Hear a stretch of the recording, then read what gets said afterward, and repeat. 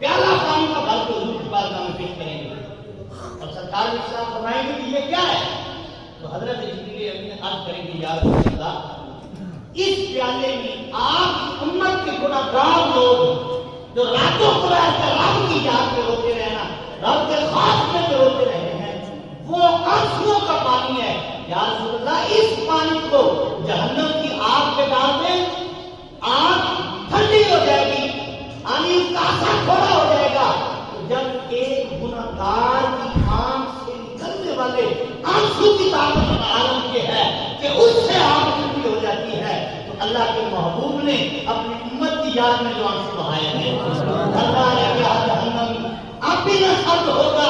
आला हज़रत बोले अल्लाह ने कहा जहन्नम अब भी न सर्द होगा कि रो रो के मुस्तफा ने दरिया बहा दिए। सुभान अल्लाह।